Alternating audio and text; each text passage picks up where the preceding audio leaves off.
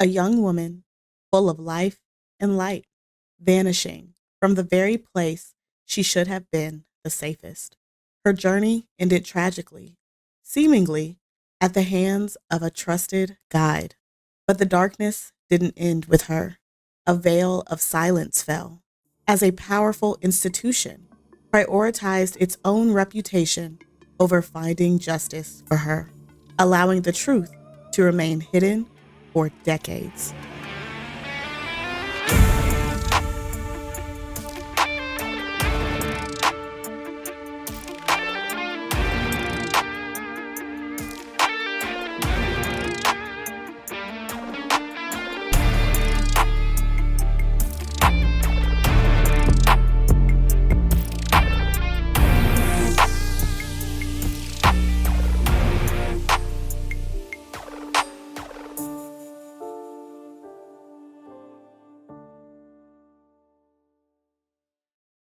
Hi, I'm Dev, And I'm Cam. and you're listening to Criminalish, a true crime podcast where two best friends trade stories ranging from the wild and wacky to the downright messed up. So, unfortunately, today I will be telling Cam about another one of our cases that ends up in the very much downright messed up categories. Because today I will be telling Cam about the murder of Irene Garza, which took place in April of 1960. Have you heard of this case before, Cam? I don't think so. Okay, well, this case is definitely wild, wacky, and messed up. Now, the interesting thing about this case is that I had actually never heard of it before either, but I was watching coverage of the Idaho 4 murders trial, and one of the experts in that case mentioned this case. So for now, I'm going to hold off on telling you exactly how he mentioned this case because I think it might give a little too much away. But at the end of this episode, I'll be sure to circle back and let you know how this particular expert decided to explain this case and why it piqued my interest in the first place. But before we get into all that, what you drinking, friend? Friend, tonight I am drinking some ginger turmeric tea. Got to keep that immune system right because I'm about to go out on vacation and I don't need anything getting in the way of that. What you drinking, friend? Number one, period. We don't have time to get sick. However, your girl already is. So I'm actually drinking some Theraflu with some honey in it because I done finally caught whatever was floating around my office and I'm trying to fight it off. It's not too bad. So I also apologize if I sound a little rougher or a little nasalier, whatever that word is, in today's episode than I usually do. It's because I'm fighting off illness. But I couldn't allow this week to go by and not give y'all an episode. So for that reason alone, you should be supporting me and Cam and at least following the podcast, subscribing to the YouTube, just the general things would be greatly appreciated. Please. And thank you. And on the topic of things that are crime adjacent, stop coming to the office hacking up a lung. Stay home. Come on now. Look, friend, we don't have time to unpack this today, but the bigger problem is if people would pay you to be home instead of making you use your PTO and counting it as sick days, less people would come to the office sick and hacking. True. Very true. So finally, before we get into today's episode, I would like to extend trigger warnings for sexual assault as well as religious trauma. So to get into today's case, Irene Garza was born on November 15th, 1934 in McAllen, Texas, to her parents, Josephina and Nicholas Garza. Now, while Irene was growing up, Nicholas and Josephina owned and operated a successful dry cleaning business in McAllen. And the success of their business allowed her family to move from the south side of McAllen to the more affluent area on the north side of McAllen. And this was important because Irene and her family are Hispanic. Specifically, they are Mexican American. And considering this is Texas in the 1940s, 50s, and 60s, I'm sure I don't have to tell you it wasn't easy for her family to become as successful as they were. But not only was her family beating the status quo by being successful in this area, Irene herself was also a trailblazer for her time. While attending high school at McAllen High School, Irene and her sister became the first Hispanic women at her school to perform as twirlers, and later Irene became the first Mexican American woman to become head drum majorette. And I'm sure you can understand why this is a big deal, as she was a woman of color in a leadership role at her primarily white high school. And not only was Irene talented and athletic, she was also a beautiful young woman.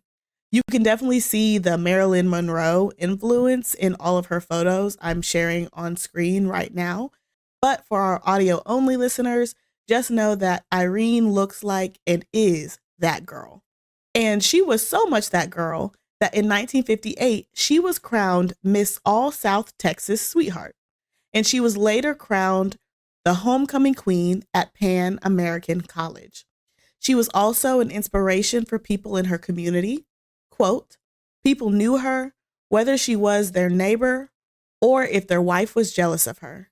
She was described as striking, elegant, and possessing enviable good looks, end quote. But despite her beauty queen status, Irene would actually describe herself as an extremely shy and kept to herself person. So after graduating high school, Irene became the first in her family to attend and graduate from college.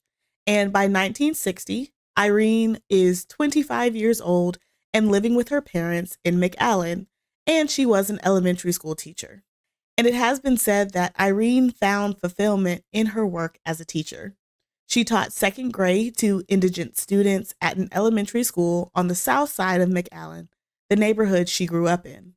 And as an educator, Irene was described as extremely generous and dedicated to her students, often using part of her salary to buy her students school supplies, clothes, and books. She was also heavily involved in the community and became the secretary of her parent-teacher association, which, according to Irene, was helping her overcome her shyness and becoming more confident. And it has been reported that Irene was highly regarded, loved, and described as an elegant, generous person with a beautiful soul. And you've heard me make a lot of references to how Irene spoke about herself, and that is because in early April of 1960, she wrote a letter to a friend of hers explaining the previous information I mentioned about how she was shy and how her job brought her so much joy and confidence, and that she was really growing in who she was as a person. So, in addition to her beauty queen status, Irene was also a devout Catholic, and her faith played a central role in her life. She regularly went to Mass and received communion, and she had described the church as a place where she found comfort, courage, faith, and happiness. And because of this, she attended daily Mass and communion. In that same letter where she mentioned overcoming her shyness, she also spoke about how she once feared death, but felt that she was cured because of her daily religious practices. And one of those practices was regularly going to confession. Irene truly believed in the power of confession and that it played a pivotal role in her growth and development. And her family actually said that Irene was the type of person who went to confession every Saturday, whether she needed it or not. So, on Saturday, April 16th, 1960, the day before Easter, 25-year-old Irene Garza told her parents that she was going to confession at Sacred Heart Catholic Church in McAllen, and she said she'd be right back home. And as she drove away in the family car to the church, this would be the last time her parents ever saw her alive. Now, Irene often attended midnight mass, so a late night at church was nothing unusual. So her parents initially thought she might have stayed for the Easter Vigil Mass, which again was very common for Irene. However, when she still wasn't home by 3 a.m., her parents became worried and called the McAllen Police Department to report her missing. The next morning, Easter Sunday, Irene's car was found parked down the street from the church. And this discovery is what kicks off the investigation because everyone wanted to know, where was Irene? Yeah, I mean, like you said, not only did she seem like a very amazing, self-assured, put together woman, she also seems just genuinely sweet. Taking money out of your pocket to spend on the children you teach, going to confession every single Saturday. I can't imagine what was going through her family and friends' minds when they realized that they didn't know where she was, and that she either never made it to church or never made it back from church. Exactly. And that is what was in the minds of everybody in the community, because the entire McAllen community started looking for Irene. And by Monday, April 18th, several of her belongings were found on the side of the road in McAllen. Her scuffed left shoe, her black patent leather purse with her driver's license inside, and a piece of white lace, similar to the veil she was last seen wearing. And a really sad fact that I learned while looking into this case is that Irene's family was holding out hope that Irene was fine and that maybe she had just run off with one of her many suitors for a day or two. But as police began to find her belongings, the family quickly let go of this idea. Now, I cannot confirm if this had happened before and that's why the family thought that, or if they were trying to build a scenario where this all made sense. But what I do know is that this discovery shatters Irene's family and shatters their hope of ever seeing her alive again. And the search for Irene escalated into one of the largest in Rio Grande Valley history. Over 500 people were interviewed, nearly 50 polygraph tests were conducted, and there were hundreds of volunteers and law enforcement officers, even Border Patrol airplanes and divers, all looking for Irene. Even the mayor of McAllen offered a blank check for the investigation, and local businesses offered reward money for anyone who was able to help find Irene. Now, while most people are trying to be extremely helpful during the investigation, other horrible people in this world decided to spread twisted rumors and derail the police investigation, including a woman who called the Garza home claiming to be Irene and said that she had been kidnapped. This, of course, was a hoax, and I hope that woman lives the life she deserves. If you know, you know. In addition to this, a man in a bar claimed to have killed Irene and dumped her body. And this man was found to be intoxicated and was later ruled out as a suspect. And again, I hope this man lives the life he deserves. And these scenarios only added to the confusion and difficulty of this case for investigators. And it's crazy to me that this is something that we worry about in 2025, people getting online and saying crazy things about cases and stories that they know nothing about. But the fact that y'all were calling the Garza home in the 1960s, people have always been this way? Y'all are disgusting. Y'all are disgusting, cruel, nasty people. That is one of the things that irks me the most when I'm reading and learning about cases, is learning about the prank callers that will come in, especially when it's children that are missing or children that were killed, and you have the prank callers who are not associated with the crime at all calling and messing with the grieving family. I literally can't not understand how somebody could do that and walk among other people like it's normal.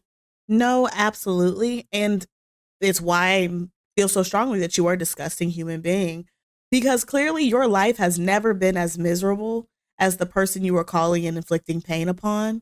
And maybe it needs to be, is how I feel, because that level of lacking empathy is concerning. So after all these prank calls and this derailing of the investigation, very sadly, the Garza family's worst fears were confirmed on Thursday, April 21st, 5 days after Irene disappeared. Her body was discovered in the 2nd Street Canal, several miles away from where her belongings were found.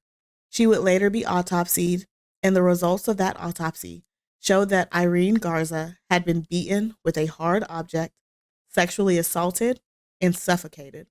She was found fully dressed, except for her shoes and underwear were missing, and her blouse was unbuttoned. And the cause of death was listed as asphyxiation. Based on the state of her body, the pathologist estimated she had been dead for as little as 4 days, implying that Irene might have been held captive for a day or so before she was killed. Oh my gosh.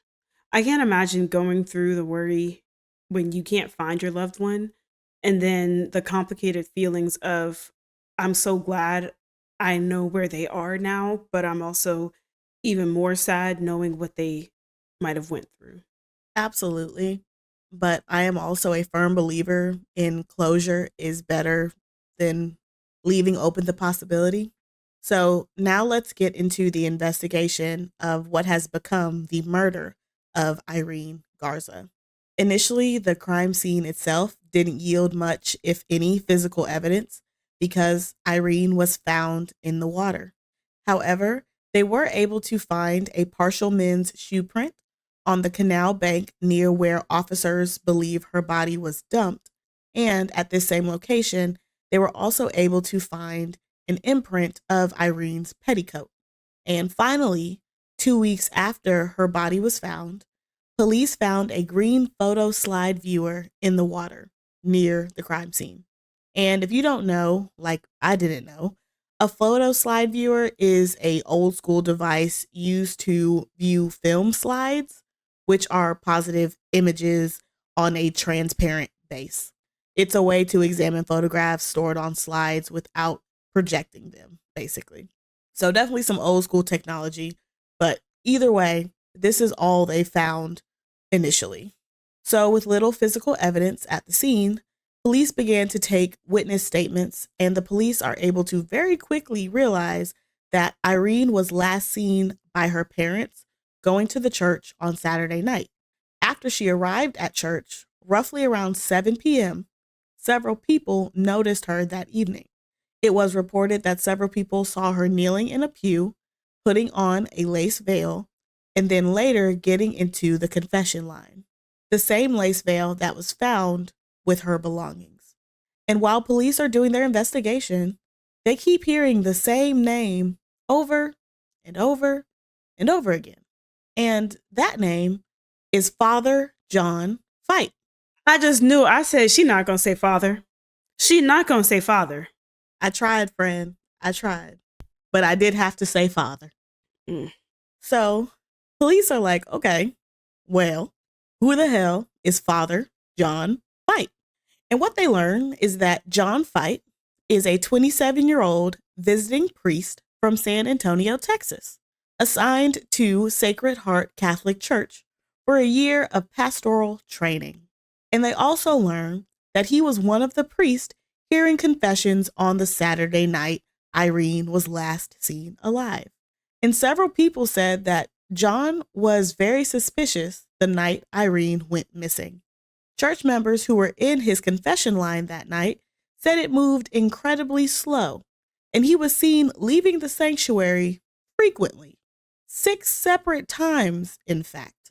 But the most damning piece of evidence that drew investigators to John Fight is when they learned that John is known for having a photo slide viewer. But not just any photo slide viewer, a green photo slide viewer. And it just so happens that a similar green photo slide viewer was found near where Irene's body was discovered in the canal. And you want to know how police are able to connect the photo slide viewer to John Fight? Don't tell me he got a picture of himself on there. Not quite. I'm going to do you one better, friend. The police asked the public for help identifying the owner of the slide viewer. So they posted an ad in the local paper. And for reasons that I don't know, John himself sent a letter to police claiming the slide viewer was his. I wasn't expecting that. I'm sure police weren't either. Oh, of course not. But after he does this, police are like, yeah, okay, sir, we gonna need you to come in here and have a talk with us for a little bit. So when questioned by the police, John's story about that night is all over the place and inconsistent. Several members of the church stated that he was the one who took Irene's final confession, but not in the confessional, but in the rectory, which is the housing that the church organization provides for a minister or a priest to live in. And I'm sure you can guess that's completely inappropriate. And if you're watching on YouTube, you saw how Cam's face was giving away that that's completely inappropriate. So when John was confronted with this fact, he initially denied it and said that he never took Irene's confession. However, later, he admitted that he did hear her confession and that it was in the rectory, which again is unusual and inappropriate. But, of course, he claimed that Irene left immediately after he took her confession. In addition to his initial denial, another priest named Father Joseph Bryan at Sacred Heart said they saw John fight with scratches on his hands shortly after midnight mass. John's explanation for this? He claimed he broke his glasses that night, and upon returning to the pastoral house where he was staying, found himself locked out, and he had to climb up the building to the second floor balcony to get in. Thus, he scratched up his hands in the process. What do the broken glasses have to do with it? Oh, was he missing his glasses? Absolutely, he was. So wait, he couldn't just knock on a door? No, because everybody else was at the sanctuary where they were supposed to be. Convenient, huh? Very convenient. So Cam has already clocked it, and I'm sure our audience has also already clocked it, that this story is complete BS.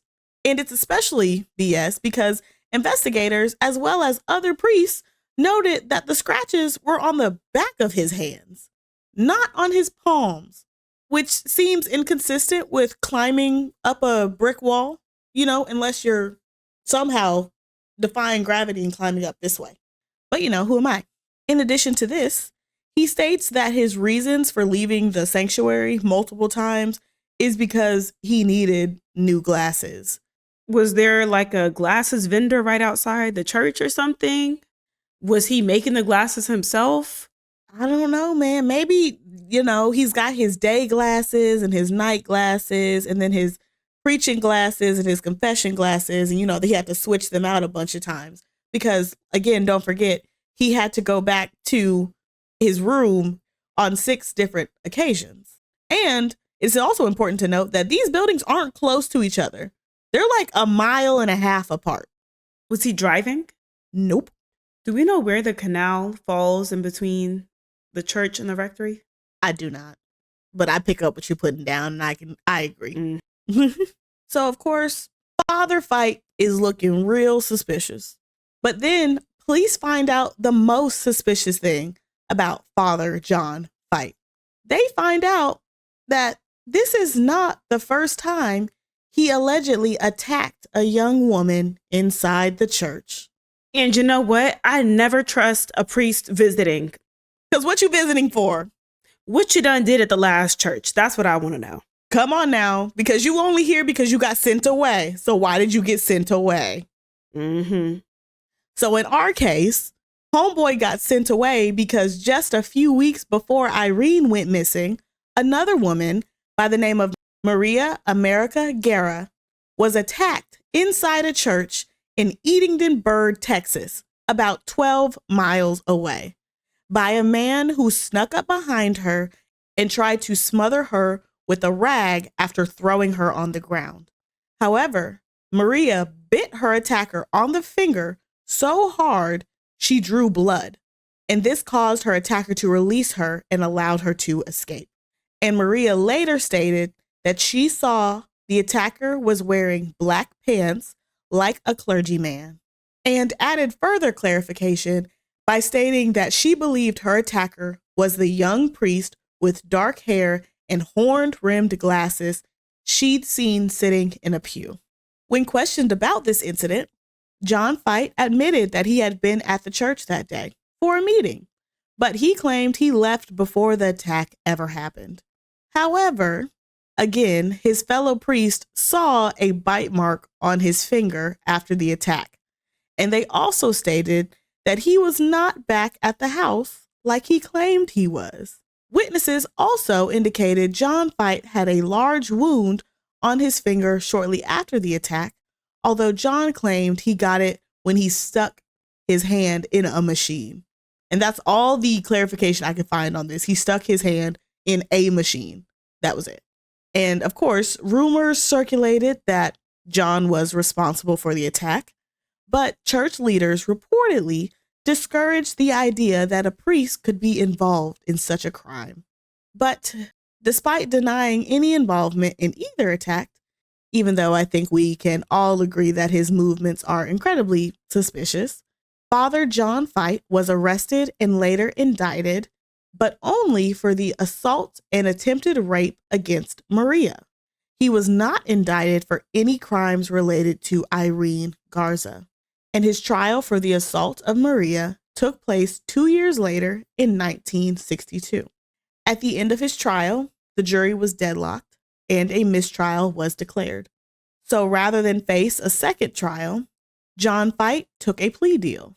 Under this deal, he entered a no contest plea to a lesser misdemeanor charge of aggravated assault and was only fined $500, which is just shy of $5,500 in 2025 money. What? I get that plea deals are used to secure a conviction, but if the sentence of that conviction is just a fine, who is really winning? Not the victim, not the victim's family, not the DA. Come on now. But also, let's be real here, Cam. It's 1962. People aren't believing women. And they're definitely not believing women against a priest. It's sad, but it's the truth. I genuinely think that when it comes to getting justice based on the time that she was in, this was all that justice was going to look like for her. Because at least now he has a conviction, even if the punishment does not fit the crime at all. And that's so sad because clearly he's showing no signs of stopping. And they say it was attempted rape, but based on how things ended for Irene, I don't think that's where he was going to stop with Maria. In my opinion, I completely agree with you. So please keep in mind that this fine was the only remedy found for the attempted attack of Maria. No murder charges were filed against John Fite in Irene's murder at this time. And unfortunately, we wouldn't see criminal charges filed for Irene's case for many years to come, because it is at this point that many people believe, and it has been reported, that the Catholic Church allegedly stepped in to protect John Fite and delay justice for Irene. Now, according to my sources, many church officials suspected John Fite was involved in Irene's murder from the very beginning. But allegedly, these same church officials were concerned about protecting the church's reputation. According to the reports, the Catholic Church allegedly protected John Fite because they received support from local politicians, many of whom were Catholic. And reportedly, there were even concerns about how a priest being accused of and tied to a murder and sexual assault of a young woman could affect the campaign of then Catholic presidential candidate John F. Kennedy and other local Catholic officials up for re-election, such as the local sheriff. And you remember Joseph O'Brien, the priest who worked at Sacred Heart? Even he went to the Garza family and told them that if John was responsible for Irene's murder, the church was going to handle it. Yeah, I mean, what could be worse than a priest murdering a woman? A priest murdering 2, 3, 4, 5? Like, how far do we want to let it go? Because if you show him, oh, I can do this, they find out it's me, and I can still get away with it, you really think he's going to stop? Come on now. Now again, I want to make it extremely clear that everything Cam and I are saying is alleged. Catholic Church, don't come sue us. We ain't got no money for you, girl. I'm just relaying to you what the streets are saying about you. Don't shoot the messenger. So, following the legal proceedings in Maria's case in 1962, remember, again, John was only fined and not sent to prison. But allegedly, the church took several steps to move John to other churches to remove him from the public eye. Allegedly, church officials sent John to the Assumption Abbey, a Trappist monastery in Missouri. Now, several media reports later stated that allegedly the church knew, and it was well known at the time, that John Fite had committed the murder. But the church didn't step in because reportedly they were trying to determine if he, quote, still had a vocation, end quote. Which, if you don't know, in the Catholic Church, a vocation is God's call or a person's life, a specific way to live that is aligned with their faith and purpose. So despite the fact that they allegedly knew he had committed a murder, they just wanted to check in with God and make sure that God didn't still have a higher calling on his life. We don't know. I just feel like if you take somebody's life, I don't really think God is calling. I don't think he's picking up the phone. I don't either. I think your vocation is what we like to call null and void. Mm-hmm. I don't actually think you ever had it in the first place. Unpopular opinion, maybe. Mm. So after he was moved to the Assumption Abbey, John Fight was later sent to a treatment center for troubled priests in New Mexico. Basically because the monks at Assumption were like, he's not going to fit in here. He's not a good fit for here. Are they monks? Yes. Are they Catholic monks? Oh. There are Catholic monks. And we're going to get into a very important one a little bit later. Oh. So not only was he sent to this treatment center for troubled priests, which sounds like one of those camps where they come in and snatch up children in the middle of the night and then force them to live in the woods because they may be gay or acting out at home. Whatever religion be doing that crap and traumatizing those kids, whichever one that is, it sounds like the same kind of vein. But not only was he sent here, he eventually became a supervisor there. And as part of his supervisor duties, he was involved in clearing other priests for assignments, meaning he decided whether or not these troubled priests were cleared and safe to enter into new assignments again. And most horrifically, he cleared a man by the name of James Porter, a well-known and documented child molester who abused over 100 children before he was finally arrested and imprisoned. That is like the prisoner becoming the CO and deciding who gets parole. Hello. I know COs don't decide parole, but y'all get the analogy. We all knew what you meant. So John continues to work in some capacity with the Catholic Church until he left the priesthood altogether in 1972. And I know what you're thinking. Oh, well, he's left the priesthood now. It's been a decade. The Catholic Church ain't gonna protect him no more. And I hate to break it to you, boo, but you would be wrong. Because upon his leaving the priesthood, he moved to Phoenix, Arizona, got married, and had 3 children. And he even worked at a Catholic charity for many years. And when I say years, I mean years and years and years, friend. And over those years and years, Irene's family never received any closure or justice for her. And as those years went on, Irene Garza's case faded from the headlines and went cold. Does anyone else smell a successful cover-up? Allegedly? It stank. Stank like hell. And this case remained cold for the next 42 years. That is until 2002. 42 years after Irene's death, the case was reopened by McAllen Police Chief Victor Rodriguez. He brought in the newly formed cold case unit of the Texas Rangers, with investigator Rudy Armanello leading the effort. So what made police reopen this case after all these years? Well, a former monk named Dale Tachney contacted Texas authorities. Now, Dale had been a monk at Assumption Abbey in Missouri when John was sent there back in the 1960s. And an abbot had reportedly told Dale that John had killed someone, and they asked Dale to counsel him to see if John could become a monk. And ultimately, Dale would be the one who decided that John would not be a good fit for the abbey. What?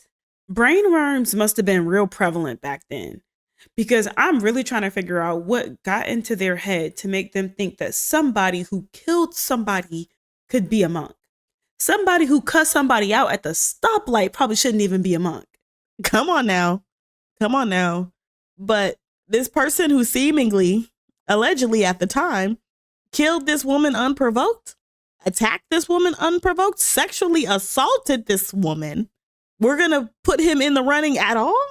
So after years of keeping quiet, Dale eventually decided he could no longer keep the secret. And according to him, he just couldn't live with it on his conscience anymore. He wrote a letter to police stating that John Fight had confessed to him decades earlier. According to Dale, John confessed to him that he had murdered a young woman after hearing her confession around Easter weekend. Dale's letter to police recounted John Fight saying he assaulted her, bound and gagged her, and later placed her in a cellophane bag in a bathtub, hearing her say, quote, "I can't breathe. I can't breathe," end quote. And John left the room. When John returned, she was dead, and he disposed of her body near a canal. And reportedly, John showed no remorse when talking about this murder. Literally, what would possess somebody to do that? I don't care if you are a priest. And then to take somebody from the church, you are going to the lowest part of hell, the fieriest part of hell. Come on now. You're going to be the devil's. I support that fully. But I'm not going to lie to you, friend. I got one more fact that's probably going to upset you. Oh, Lord. Because Dale didn't know or wasn't aware of the victim's name, and he actually mistakenly thought the murder happened in San Antonio because John was originally from San Antonio. However, Ranger Rudy was able to connect his account to Irene Garza's murder. And Dale explained that he hadn't reported the confession earlier because, remember, this was decades ago. He went to Abbey Assumption shortly after he was convicted of assaulting Maria in 1963. Dale stated he didn't report the confession earlier because he felt it wasn't his place to judge, and it was his role to counsel. We listen and we judge, actually. Hello. I judge like hell. I could get it if he was dealing with some sort of affliction. Oh, I had sex. I'm a priest. I'm not supposed to be having sex. Or, I don't know, maybe I did something else bad that didn't necessarily harm anybody. I'm doing drugs and I'm not supposed to be doing that. Right. I'm addicted to alcohol. I'm addicted to drugs. Something like that. Counsel and don't judge. We listen and we don't judge. You took somebody's life, like you said, unprovoked. Oh yeah, we judging. We judging and we snitching. We judging and we snitching. But honestly though, and this is the thing that I kind of fell down a rabbit hole with this, but did you know that therapists, psychologists are not mandated reporters? I didn't. I had a feeling because I have seen multiple stories where it was like, oh yeah, the therapist knew about this thing, but didn't come forward. Yeah, because your client confidentiality. So technically, if we put Dale in the category of a therapist, somebody who is there to counsel, and John confessed to this murder, he technically didn't have any legal obligation to go to the police and tell them about this murder. Now, my understanding, I'm not a therapist. I am not a psychologist, any of those. I'm somebody who did a little bit of Googling and deep diving on the internet. But my understanding is that the only times therapists are allowed to break that confidentiality is if they believe their patient will hurt themselves, a child, or they're telling you that they murdered somebody and they plan to go murder somebody else. Those are technically the only times where they're allowed to step in and say something to police. Yeah, my understanding was that it was basically a danger to yourself or others. And I guess the bar for others must be very high because to me, if you killed somebody and got away with it, what is stopping you from doing it again? And especially this was unprovoked. Exactly. I feel like you're in inherent danger. Right. But either way, Dale didn't say anything until he came forward through a letter in 2002. And it is believed that Dale decided to come forward because he finally realized how much he specifically was protecting John by not coming forward. And Some of my sources also suggested that Dale, like many others, had learned of and become influenced by the broader context of clergy abuse and scandals that were coming out in the late 90s and early 2000s. There was a lot of controversy around the Catholic Church specifically during this time. So after police received this information, they also locate Father Joseph Bryan, the assistant pastor at Sacred Heart Catholic Church in 1960, because Joseph had been claiming for years and even told a TV program that he knew nothing. However, he later admitted to Ranger Rudy that John Fight had confessed to the murder to him shortly after it happened.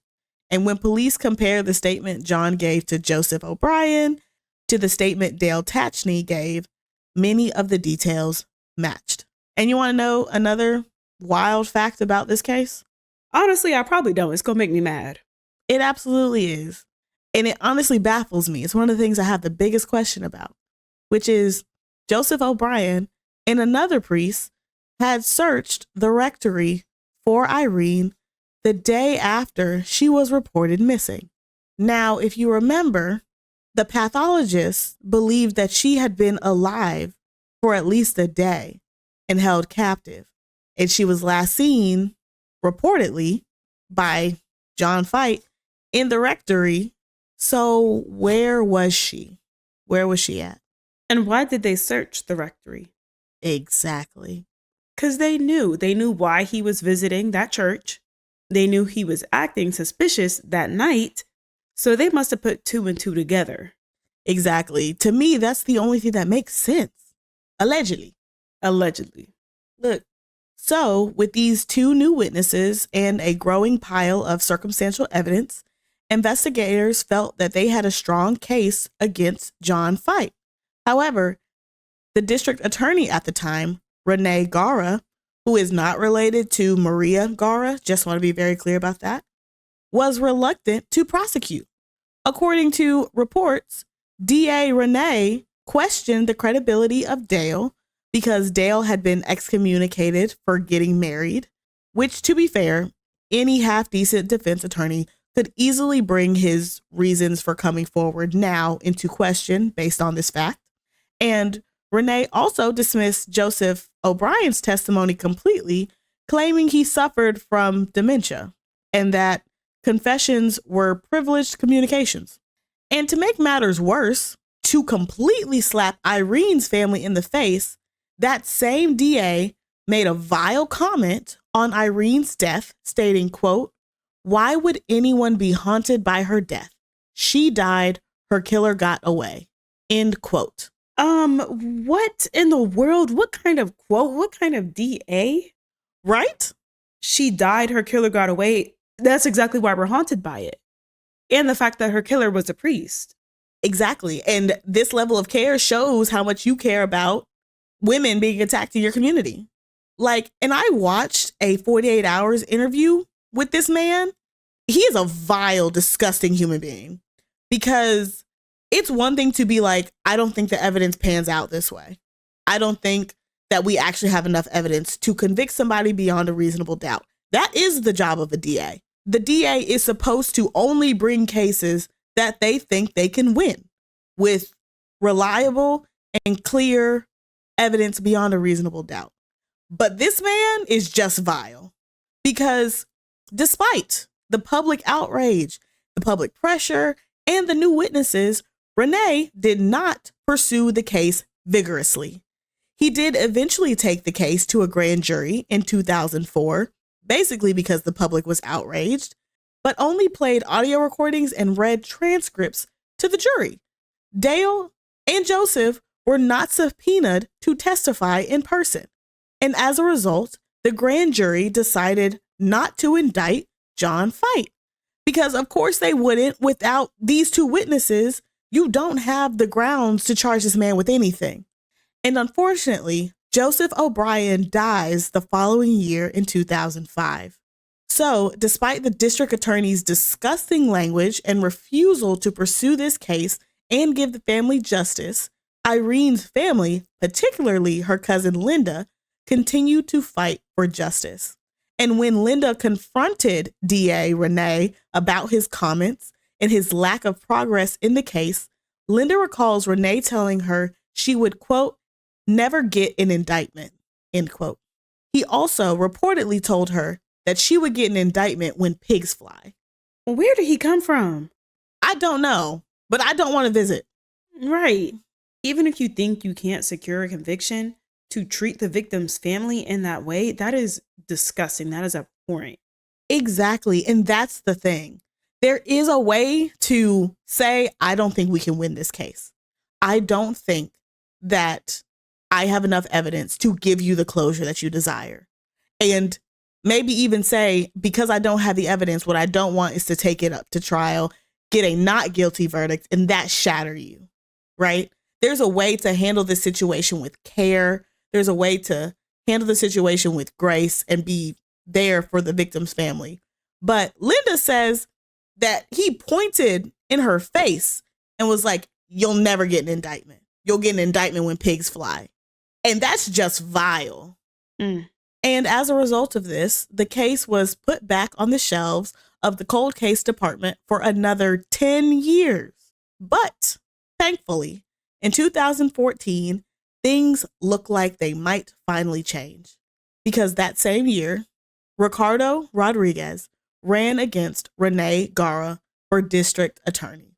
And Ricardo made the Irene Garza case a key part of his campaign platform, promising to pursue justice in her case should he become the new elected DA. And Rodrigo won the election. And true to his promise, his office reopened the investigation in 2015. Period. Because we had to get Renee out. Come on now. We had to get Renee out. And trust me, babes, I got a couple more statements and thoughts from Renee, and we're going to get to them at the end. And Rodrigo kept to his promise because this time things were different. Because in February of 2016, then 83-year-old John Fight was arrested in Arizona and extradited back to Texas to face trial for the murder of Irene Garza. He later appeared in court using a walker and pled not guilty to the crime. So now it's time to get into the trial. His trial finally began in late 2017, 57 years after Irene's murder. And the prosecution laid out a case of how John Fight murdered Irene Garza, left her body in the local canal, and then relied on the Catholic Church to protect him. The prosecution's key witnesses included Dale Tachney, who testified about John Fight's confession to him, Irene's childhood friend, Anna Maria Hollingsworth, who recounted Irene telling her she felt uncomfortable with John pulling her out of the confessional to hear her confessions in the rectory, which he had done on multiple occasions.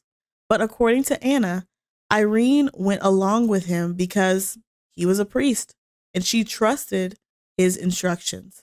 The prosecution was also able to present evidence of prior bad acts committed by John, namely his conviction in the Maria Garza case and another incident with a woman named Beatriz Garcia. Beatriz Garcia testified about an encounter stating that it happened in 1960, just a few weeks before Irene Garza was murdered. While she was walking, at the time, Father John Fight stopped her from his car and asked her if he could take a picture of her in the cemetery, specifically requesting that she be dressed in all black. Garcia found this encounter extremely bizarre, and Garcia was able to pick John out as the man who had stopped her. Now, why was this information relevant? Well, the prosecution actually thinks it's relevant because they would later suggest that John liked a certain type of woman and that Beatrice, Maria, and Irene all are Hispanic women with dark hair. And essentially the prosecution was drawing connections to John was very selective and particular with his victims, which sounds like what? A serial killer. Ding, ding, ding, ding, ding. The prosecution also presented powerful evidence of the alleged cover-up by the Catholic Church. This included a letter from October 1960 between clergy members, which the state argued was the smoking gun, providing a conspiracy between the church and local authorities. The letter discussed concerns about how the murder case could damage the church's reputation and impact the political career of John F. Kennedy and a local Catholic sheriff. The prosecution argued the letter showed a deal was made to protect John Fight. And what was that deal? Well, John Fight would plead no contest to the Maria assault case, and authorities would look the other way on the Irene Garza murder. Father Thomas Doyle, an expert on clergy abuse, testified that the letter contained elements pointing in an attempt to cover up a crime. And Dale Tachney testified that John Fight admitted to him that the higher-ups in the church had protected him. Now, the defense in this case, led by attorney Renee O'Flores, argued that there was a lack of forensic evidence tying John Fight to the crime. They challenged Dale's credibility, citing inconsistencies in his account. Specifically, they brought up how Dale initially thought the crime happened in San Antonio and claimed that Roger Rudy fed him information to put Irene's murder on him. The defense also suggested an alternative suspect, another priest named Father Richard Junis, who was also hearing confessions that night and seemed nervous when interviewed decades later. And conveniently for the defense, Father Richard is no longer with us at the time of the trial, so he can't even speak or defend himself. Of course he's not. And even aside from the confessions, the fact that he claimed the photo slide camera that was found with her body, come on now, that's a huge piece of evidence. The fact that you have a letter from the church confirming the cover-up, that's another huge piece of evidence. Come on now. And, I got to give credit where credit is due, because a broken clock is right twice a day. The defense is right. There is zero DNA, physical evidence that ties John to the crime. But this was also 1960. I'm not even sure they knew DNA was a thing yet. I feel like that's an 80s, 90s thing, when they even started playing around with the idea. Right. And even aside from that, she was found in the water. Exactly.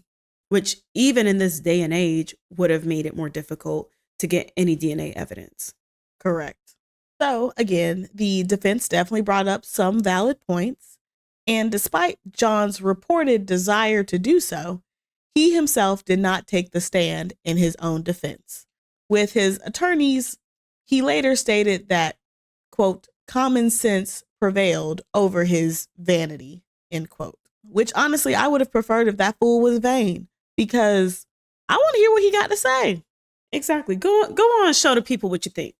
Go on, show the people. And what was really interesting to me is his defense attorney actually had the audacity to say that he was like, no, John would have been a great witness, but I think the prosecution would have gotten up there and beaten him up. AKA he wouldn't have been a great witness. Come on now. He would have beaten him up with the truth. Is that what you mean? And with that, the case goes to the jury. And after 6 days of trial and 6.5 hours of deliberation, the jury returns with their verdict. And on December 7th, 2017, 85-year-old John Bernard Fight was found guilty of the murder of Irene Garza with malice aforethought. And as you can imagine, the courtroom was filled with a range of emotions. Irene's family, who had waited for justice for 57 years, were relieved and emotional, crying and hugging each other. Assistant District Attorney Mike Garza, who prosecuted the case but isn't related to Irene, but felt deeply connected to her story, described it as a case, quote, worth losing and worth taking a risk because it was a story that needed to be told, end quote. The next day, the sentencing phase began. Prosecutor Mike Garza asked the jury for a sentence of 57 years, one for each year John Fight had been free while Irene was denied justice. And the defense instead asked for leniency and asked jurors to release a man who has clearly become better in his old age. Based on what? We don't know. Right. And after 4 hours of deliberation, the jury delivered their decision. And John Fight was sentenced to life in prison. And with that, the case was closed decades later than it should have been. And John Fight died in prison on February 12th, 2020, at the age of 87 years old. The primary cause of death was a cardiac arrest. But before we officially close out this episode, I want to end it talking about Irene, who was described as an incredibly loving, elegant, generous, beautiful woman with a beautiful soul to match. She is missed by her family. She is missed by her community. But her impact that she has had on that community is forever felt. And that is the end of our story, friend. Is it though? Because I want to know how this ties back to the Idaho 4 case. Thank you for circling back, friend. So here's how it ties to the Idaho 4 case. I was watching a preliminary hearing, and there was an expert who was basically explaining why they should move the venue to a different location, right? And he just very flippantly said while on the stand, he was like, this was a similar situation to the case where a priest killed a beauty queen, and they had to do all this other stuff too. And then he just said it so flippantly, like we all knew what he was talking about. Right. The priest who killed the beauty queen. Yeah. Right. Like we all know what that case is. And, my ADHD started ADHDing. And one thing you'll learn about me is that like I can't go without a loop unclosed. So I actually stopped watching that hearing to go and figure out who is this priest who killed a beauty queen and then fell into the wildness that is this case. And that is how this case some way, somehow ties back to the Idaho 4 preliminary hearing I was watching on a random Tuesday. Well, thank you, girl, for closing that loop and telling this story. Unfortunately, I am not surprised the level the Catholic Church went to protect this man. And what I'm honestly afraid of is the things that we don't know about that he potentially did in the years between when he left the, whatever it was called, place for troubled priest and settled down with his family in Arizona. Right. And speaking of closing loops on things, I'm going to close one more loop for you when it comes to our former DA, Renee. And I watched a documentary about this, and I'm just going to read for you what was at the end of the documentary. Quote, former DA Irene Garza says he has no regrets about how he handled the Irene Garza case. He lost his 2018 bid for the DA's office. End quote. Period. And that's all that needs to be said. Hello. I am glad that her family finally got closure. But what's so sad is that it took 57 years to get that when they knew who did it the entire time. It's not like they didn't know who was responsible. They knew who it was.